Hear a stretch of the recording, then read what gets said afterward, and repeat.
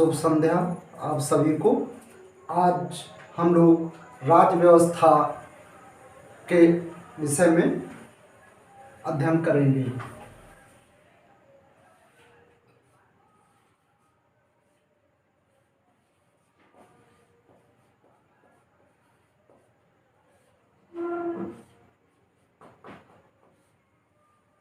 राज्य व्यवस्था दो शब्दों से मिलकर बना है।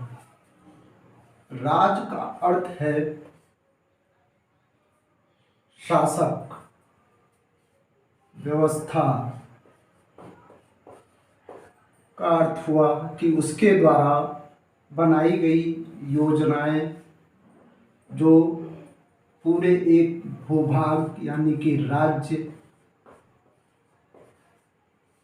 पर लागू होती हैं। राज्य व्यवस्था में राज्य आता है, राज्य होगा तभी राज्य व्यवस्थाएं चलेंगी।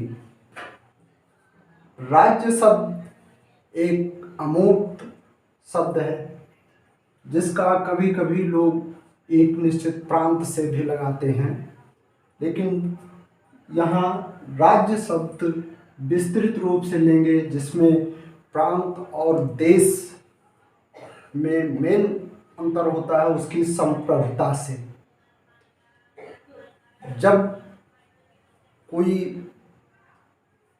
राज्य संप्रभु होता है, अपना निर्णय स्वयं लेता है, किसी दबाव में कोई निर्णय नहीं लेता है, तो वो एक देश संप्रभु देश माना जाता है। वही पूर्ण रूप से राज्य कहलाने का अधिकारी है। अब जैसे मान लेते हैं, भारत का उदाहरण लेते हैं। भारत एक संपूर्ण संप्रभु देश है, लेकिन कहीं कहीं लोग पूछते हैं कि उत्तर प्रदेश भी एक राज्य है। उत्तर प्रदेश एक राज्य है, लेकिन ये संप्रभु नहीं है। संप्रभुता उसके केंद्र में निहित है। अपना निर्णय, उसका अपना प्रशासन है, अपना भूभाग है, अपनी जनसंख्या है, लेकिन अपना संप्रभुता नहीं है।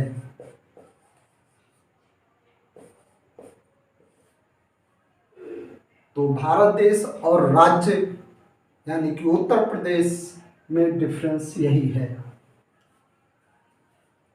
राज्य मुख्यतः 4 तत्वों पे निर्भर करता है। ये तत्व हैं, नंबर 1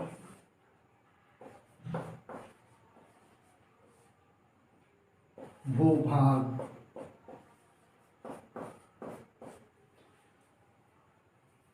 अगर राज्य है तो उसका एक निश्चित भूभाग होगा, क्षेत्र होगा। बगैर भूभाग के राज्य संभव नहीं है।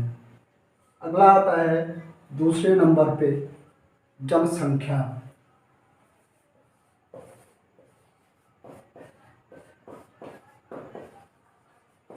जनसंख्या अगर निश्चित भूभाग या क्षेत्र है तो जनसंख्या भी होनी चाहिए। बगैर जनसंख्या का वह वीरान बंजर माना जाएगा। जनसंख्या के पश्चात आता है सरकार।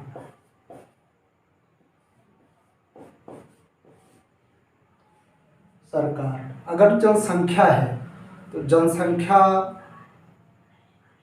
को एक व्यवस्थित स्वरूप देने के लिए, उसका विकास करने के लिए, आपसी सामंजस्य और बेहतर व्यवस्था बनाने के लिए नियम और कानून होने चाहिए। नियम और कानून कौन संचालित करेगा, कैसे चलेगी, ये व्यवस्था सरकारें करती हैं। तो जनसंख्या को नियंत्रित, उसका विकास, उसको एक सही मार्ग दिखाने के लिए, उसकी जीविका चलाने के लिए क्या जरूरी है? सरकार आवश्यक है। सरकार नियम और कानून बनाती है। सरकार द्वारा नियम और कानून जो बनाए जाते हैं वहाँ के नौकरशाही प्रशासनिक व्यवस्था के अंतर्गत जो लोग होते हैं वो जनता में या जनसंख्या पे लागू करते हैं। इसके पश्चात चौथा पॉइंट आता है संप्रभुता।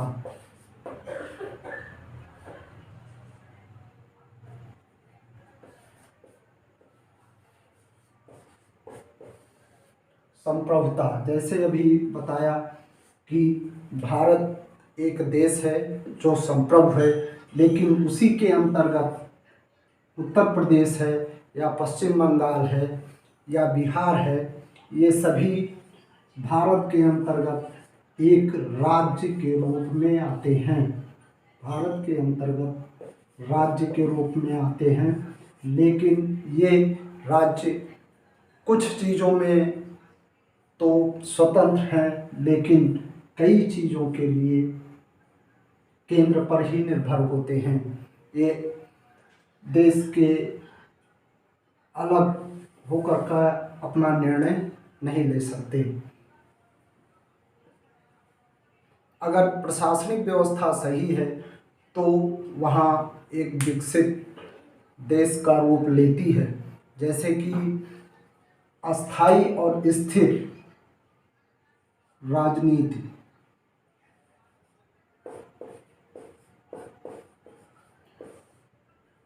अस्थाई और स्थिर राजनीति जिस देश की चलती है वह विकसित होता है और विकास के मार्ग पर चलता है। लेकिन अगर अस्थिर राजनीति, अव्यवस्थित राजनीति, प्रशासनिक व्यवस्था गड़बड़ होती है तो वो विनाश की ओर ले जाती है, राज्य को विकसित होने के बजाय और अविकसित करती है। जैसे कि